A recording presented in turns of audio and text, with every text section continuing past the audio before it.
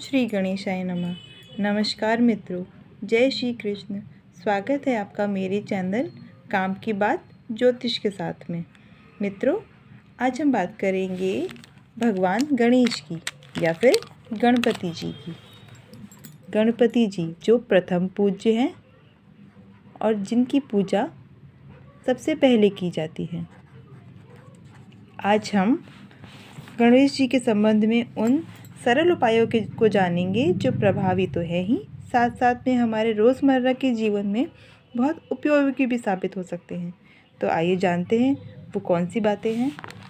कुछ जैसे कि पहला उपाय है, हम लिख लेते हैं।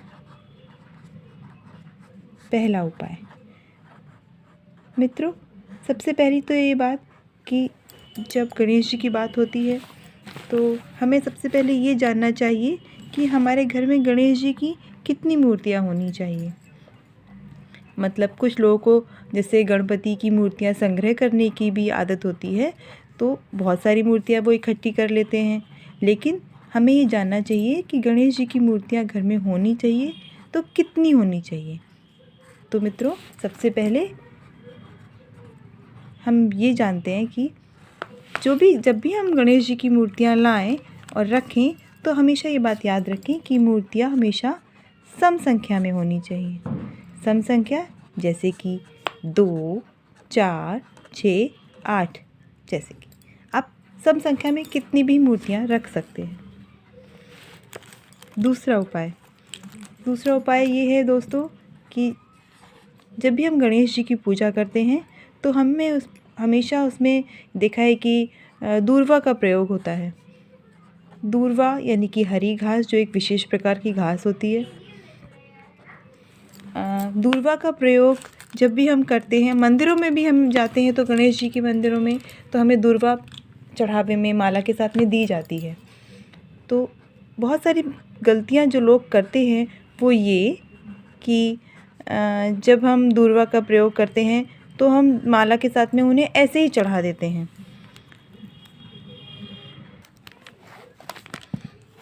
जब भी हमें दूर्वा चढ़ाने को दी जाती है तो हमेशा याद रखें कि जो दूर्वा होगी वो हमेशा जोड़े में चढ़ाई जाती है। कभी भी सिंगल, एक या विषम संख्या में नहीं चढ़ानी चाहिए, हमेशा जोड़े में चढ़ानी चाहिए। जब भी हमें मंदिरों में या हम घर पर भी अगर तोड़कर दूर्वा चढ़ाएं तो ये याद रखिए कि दूर्वा हमेशा सम संख्या में या जोड़े में होनी चाहिए। दूसरी बात जो बहुत सारे लोग गलती करते हैं वो ये कि हम लोग जो दूर्वा को ऐसे ही चढ़ा देते हैं, उनके चरणों में नीचे रख देते हैं जहाँ गणेश जी के चरण होते हैं या जहाँ प्रसाद रखते हैं। नहीं, ये बहुत बड़ी गलती है जो अधिकतर लोग अपने साथ अपनी पूजा में या गणेश जी की पूजा में करते हैं। हमें हमेशा गणेश जी पर दूर्वा मस्तक पर चढ़ानी है। मस्तक पर ही दूर्वा चढ़ती है, दूर्वा कभी भी चरणों पर नहीं चढ़ती है। ये एक गलती है जो अधिकतर लोग बहुत आसानी से कर देते हैं। दूर्वा तीसरा उपाय है दोस्तों, जो कि है ये उपाय ऐसा है कि हर किसी इससे कनेक्टेड फील करेगा। हर किसी को ये एक प्रॉब्लम रहती है कि उसके बच्चे का मन पढ़ाई में नहीं लगता।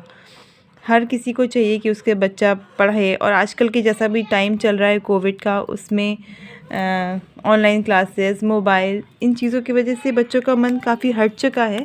तो ये एक बहुत कॉमन सा उपाय है जो हम कर सकते हैं कि बच्चों का मन पढ़ाई में लगे। वैसे गणेश जी के बारे में ये है कि वो बुद्धि के भी देवता हैं और वाणी के भी देवता हैं।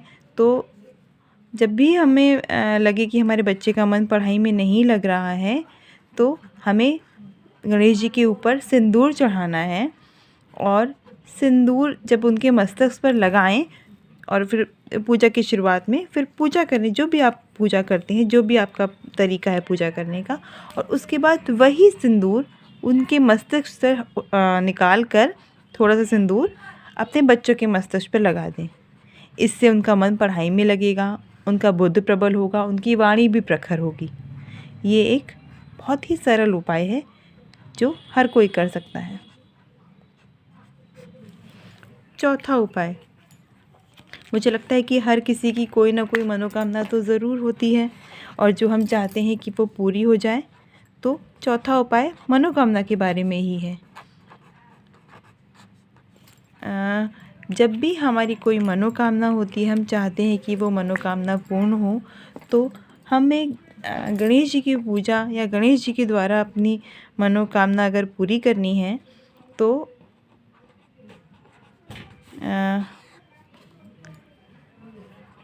मनोकामना पूर्ति के लिए एक बहुत सरल सा उपाय है, वो ये कि जो गरम मसाला आता है ना, उसके साथ में एक आपने सुना होगा जावित्री आती है गरम मसाला में, वही जावित्री लेनी है और उस जावित्री को गणेश जी की पूजा के बाद उनके चरणों में अर्पित करना है।